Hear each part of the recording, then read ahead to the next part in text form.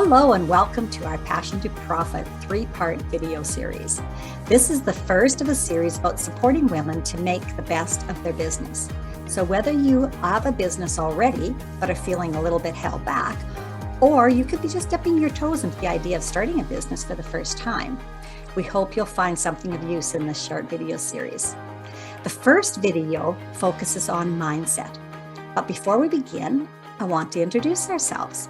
I'm Louise Jones with Community Futures East Central Alberta, and I'm joined here by Sue Kleins from Community Futures Capital Region. Welcome, Sue. Thank you.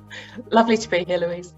So between the two of us, we have 20 years experience as business coaches for the nonprofit organization of Community Futures, and we also have been business owners in rural Alberta ourselves. So we have firsthand knowledge of the challenges and the joys of business startup and ownership. For our first discussion, we'd like to discuss limiting beliefs. What are they, and are they holding you back? We wanted to start with this subject because it's been our experience that this is a common challenge among women entrepreneurs. So what do we really mean by limiting beliefs, and how do we overcome them? So we're talking about the things that we tell ourselves every day, which aren't based in fact, and that very act of believing these things tend to hold us back. And in the business world, this becomes especially apparent as we may see our business success in the context of others. So let's jump right into this here. The first limiting belief we want to chat about is devaluing ourselves. And Sue, I'm going to let you take it from here with this subject. Thank you, Louise. I'm going to start by talking about this first limiting belief, which is devaluing ourselves. Women entrepreneurs tend to do this a lot. They tend to devalue themselves in terms of the pricing challenges they have, learning how to price their product or service appropriately. They tend to not charge what they're worth or even give away for free. Like that is appropriate for them to do, and maybe they feel that what they're providing is more of a gift. Their service needs to be given in service as opposed to be a service to be priced and to offer in a business context. If this is sounding familiar to you, if this is something that you do stumble over in terms of your mindset when you're planning your business or you're thinking of moving forward with your business, what can you do about some of these limiting beliefs, or this limiting belief in particular, the devaluing yourself? The most useful thing to do in a business context is to do a thorough competitive analysis. Now, that sounds very complicated. If you've not been in business before, those words sometimes can fill you with horror. Competitive analysis just means going out and looking to see what other businesses are doing. So any business that is offering a similar product or service to you, going out and evaluating their product and service, seeing what the scope of that product or service is, what it includes, what it doesn't include.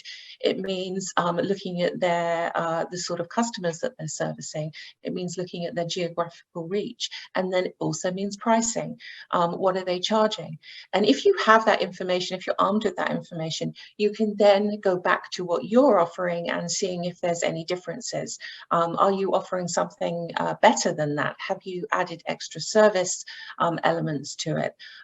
Is there a more personalized aspect to the product or service? Is it homemade product or service? Anything that makes the product or service unique is something that you can upcharge on. So you get your base price from your competitive analysis, and then you can look at how you can enhance that price or reduce that price depending on what you are offering and the competition is offering. And you know, Sue, just when you were talking there a little bit about that competitive analysis, I know what happened with myself too. There's a couple of things you said that really touched with even myself when I was doing my business as well. And the one thing was that devaluing yourself in that way of, oh, it's no big deal. Anyone can do that. Because we're passionate, because we have that in us, we feel that it is no big deal. And I found myself too, that same thing. And when I actually start to look at the competitors and what they're doing, I'm going, oh, I do compare with them. So I think that as well then shows that, yes, my prices can be, right, comparable with what's out there. it stopped me from devaluating. Yeah, I think that mindset of this is part of my life, I can't charge for something that's part of my life that I do anyway, that does change when you do that competitive analysis and compare against. And the competitive analysis itself, I mean, it sounds very fancy. It just means shopping. You know, if you're deciding what to buy from Amazon, you look at multiple different products and decide on the one that you want. Effectively doing exactly the same thing, but you're doing it from the purchase, you're doing it from the position of not making a purchase, but just researching what those products and services are. So that's all the competitive analysis is. The next one is fear. I mean, we talked about how to word this, didn't we, Louise? We talked about talking about fear of judgment, fear of success, fear of failure. But basically, when it comes down to it, it's fear. It's fear of doing something that makes you stand out. And as soon as you decide to move forward with a business idea in whatever context, you are putting yourself out there. And that can be a very fearful thing for a woman entrepreneur to do. So that sort of mindset of staying in the shadows and the invisibility cloak that many of women wear, you know, we need to shrug that off and be seen and put ourselves out there. And that is a very fearful thing for many women to do. So what are the things that we can do in a business context to help start to counteract this fear that we feel? One of the biggest things that I think was helpful for me as an entrepreneur, and I believe helpful to many of the female entrepreneurs that come through the door, is get educated. Become an expert in your field by learning as much as you can, not just about the product and service that you're offering, but your industry. So put what you're going to sell in the context of a whole industry, learn about it so that you have that authority of knowledge. And as soon as you go into a room with other entrepreneurs and can talk about your industry, can talk about your product and service confidently, that immediately helps to eradicate that feeling of fear, or at least minimize that feeling of fear. That's one of the things that you can do, and you can do that through education. We offer online courses here at Community Futures. Many other organizations offer online courses. You can read a book, you can go out and attend events where you can increase your knowledge of your industry, all of those things. Then another thing that you could do is tackle the blocks you have that are based in fear with someone like a business coach.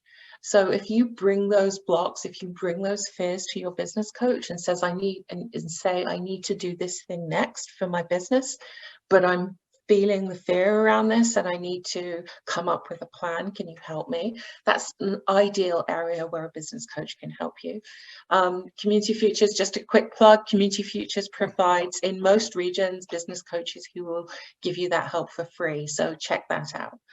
And you know, the one thing that I have also seen fear do from some coaching clients that we've had is it's kept them in what I call development land, where it you know, and into that perfectionism that they're striving, right? Because there's fear to put out, there's fear of that, like you're saying, right? What are people going to think, right? So it has to be perfect, and they stay in this development land of developing this business or the expansion, and won't take that step out of that to actually start. And there was a sign I remember seeing on Startup Canada in Edmonton, and I guess it was Startup Edmonton. And on their wall, they had this huge sign that said, better done than perfect. Yes. I think if we can just keep that in our minds a lot of the time, and I'd almost like to say better start than perfect. We want you to have a plan. You want to get, you know, you want to, like you're saying, increase your knowledge about your business and what you're doing and have this plan. But you don't want to wait until you have it perfect either, because that day may never come. It's, you know, putting yourself out there, and always remember, better done than perfect. That's great, Louise. I think also talking about a plan, the one thing that you can do to help your business and gain confidence is get that business plan written. Even if there is this myth that a business plan is only there if you are going to borrow money, you want to go to a bank with it or something else, or find a partner or whatever. business plan is for you. Primarily, your business plan is for you. And it doesn't necessarily have to look like a formal report like the ones that we have that you can download or the banks have that you can download. It can just be an organized list of your business idea, what you want it to look like, how you're going to market it, where you're going to operate, and what the financials look like. It's as simple as that. You can do it on a one page, you can do it on a napkin if you want to in a coffee shop. That can really help with that fear, because if ever you get to that point where you are in that paralysis of procrastination or whatever it is, you can go back to your plan and take a look and see what your next step is going to be. There's one more that we were going to talk about today, and that is negative self-talk or repetitive negative self-talk. So, Louise, you had an example of a strategy that you had to manage this. Well, a few years back, I was fortunate enough to learn a valuable tool for myself, and I know it has helped others as well. And to kind of put those negative thoughts in their place, right? To get all that. Like you're saying, that spiraling that takes you down and down, right? To put it aside. And it all revolves around this little duck and a simple action. So, just like we've been talking about all those negative thoughts, right? Or that little duck that's going like quack, quack, quack, quack in your head, right? I can't do this. I'm not smart enough, right? What makes me think I can compete with? And, everyone in this room is all educated except for me, or darn, I wish I was this, or I wish I was that. And it's just, grr, if only, quack, quack, quack, quack, quack, quack, quack, quack. And it's that constant quacking in the head, right? That keeps going, going, going. And when that starts to happen, what I was told to do, and believe me, I have several ducks all around me all the time, because I really find this helpful. You're to take that little duck, that quack, quack, quack, when you start hearing that, all those negative thoughts, and you look them in the eye and you go, shut the duck up, and give them a toss. You shut that duck up. And honestly, Sue, for me, it really helps. Just the action of doing that, I can start to realize then that this is just these thoughts. Again, it's that limiting belief. There's no fact to any of this. Yeah, and I definitely need to get some ducks. That's what I could say. Christmas gift everyone to get some ducks and shut them up over and over again. And what we can do is, we can go through these actions, and this is really, I think it's really powerful to actually physically do something to stop those negative spirals. But another thing you can do is, if you are the type to have these negative spirals, prepare for them. So have a list of the positive things about yourself. Write down how you've managed some of these fear-based things. Write down the things you've learned in the last year, how much further forward you are in your business. Even if you've just taken a few steps, write them down. And then whenever this happens, chuck that duck away and then read the things that you have achieved. And it hopefully that will help in terms of mindset, bringing that positivity, bringing that energy up, and then you'll be ready to continue. So what have we got for them, Sue? We've got a worksheet called the 3x3 worksheet, and it basically is a way to help you reframe those limiting beliefs. If you look at the worksheet and it's not something that you really understand, or you want to do that with a business coach, give us a call and we can help you through it. So make sure that you join us for our second video. And in that, we're going to be talking about finding confidence. You know more than you think you do.